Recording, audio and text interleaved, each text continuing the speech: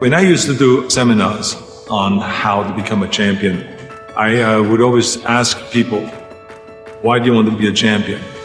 Or what do you want to accomplish? Why are you training?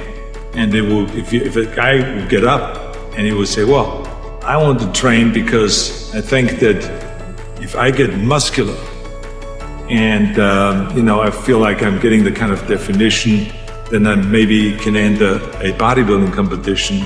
I said, sit down. I said, if you think this way, you're going to be a loser. You're never going to make it because there's no maybe. You got to get up and say, I want to be a champion. And I do whatever it takes. The amount of hours it takes, the posing, the this, the that, the visualization, looking at training footage, looking at motivational books, reading this, whatever it takes, I would do. That's the answer I want to hear from you. You can detect right away those that are going to be shaky and that will fall behind and they will not go all the way, and those that are very hungry. And that hunger you have to develop because you have to create a goal for yourself, whatever that may be, a short-term goal and a long-term goal. And you got to go after that. And if you do not see it, and if you do not believe it, who else will? Experiencing pain in your muscles and aching and just think go on and go on and then go on. And this last 2 or 3 or 4 repetitions, that's what makes actually the muscle then grow. And that divides then one from a champion and one from not being a champion. If you can go through this pain barrier, you make it to be a champion. If you can't go through, forget it.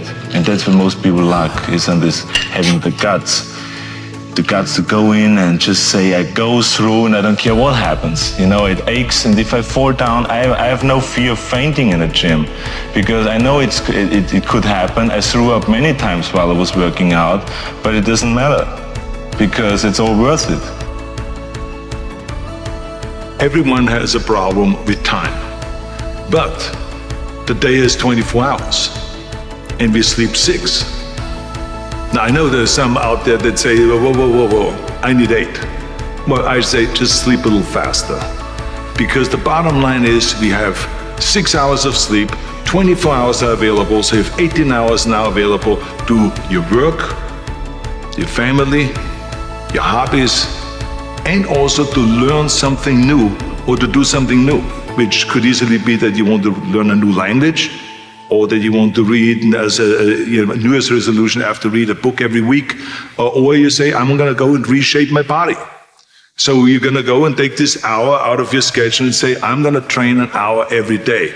So this is, for most people, a huge challenge, but it is totally doable, I can tell them, because the kind of things that I did when I came to this country, I went to school, I was working in construction, I was working out my 5 hours a day. I was taking acting classes from 8 o'clock at night to 12 midnight.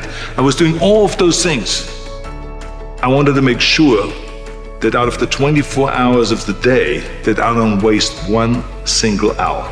Those hours were too precious. And so there I just want to tell people, don't give me this thing, I have a difficult time with the time and I don't have time for this and I don't have that. You have time, you make the time.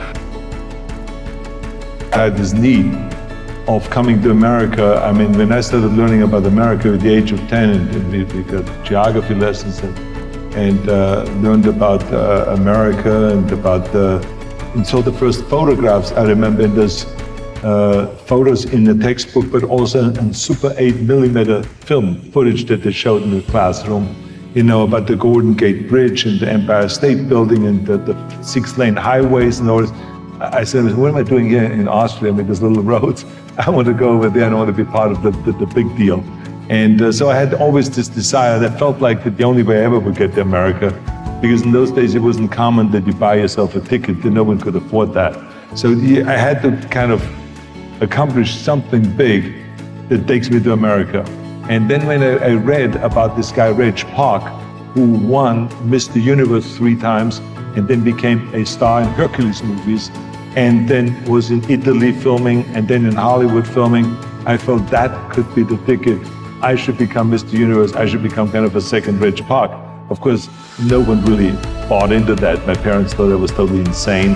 But they just, I think that my parents really thought that there was something terribly wrong of being that driven. because I would come home at lunchtime and then instead of having lunch, I would do 200 sit-ups. And then at night, I would go to the stadium and I would be lifting weights. I would come home at 10 o'clock at night and I would be continually lifting weights.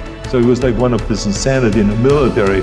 I would continue lifting weights no matter how the training was and how tough the basic training was. I would always then lift weights afterwards. I think it's the most important thing that we have a very clear vision of where we go, a goal, where do we go? Because you can have the best ship in the world, you can have the best cruise liner, but if the captain does not know where to go, that ship will drift around the world and out there at sea and will never end up anywhere. And this is exactly the way it is in real life. If you don't have a goal, if you don't have a vision, you just drift around and you're not going to be happy. This is why it is so important to have that vision. Now, I created that vision in Austria because I grew up after the Second World War. Austria, right along with Germany, lost the Second World War. And the problem was that everyone was so depressed because they lost the war that there was alcoholism everywhere. There was, of course, depression. There was a terrible economic situation. There was famine. There was starvation and all of those things. And also it was kind of a little place and narrow. I felt I wanted to get out of there. I wanted to escape. And I couldn't see myself really to work there and to stay there, to work in a factory, or to work on a farm, or to even to follow my father's footsteps and to become a police officer. I couldn't see that either. As a matter of fact, that's what my parents wanted me to do. But that's not what I saw. This was the vision of my parents, but not mine.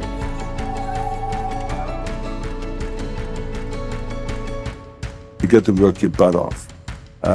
If you think that you're going to go and accomplish something really special and be the best in anything in the world, and you think you can do it without working, you make a big mistake. Because no matter what I did, if it was in bodybuilding or in acting or if it is in the political arena, it always took a lot of work. And you got to put out and you got to, sometimes make a lot of sacrifices. Notice, if you're not willing to work hard, forget about it. So there's another rule that is very important. Don't be afraid to fail. Because if you're afraid to fail, then you're always holding yourself back because you're afraid that if you go all out, you may fail. Well, in weightlifting, we learned that very quickly. The only way you could break a record is if you're willing to fail.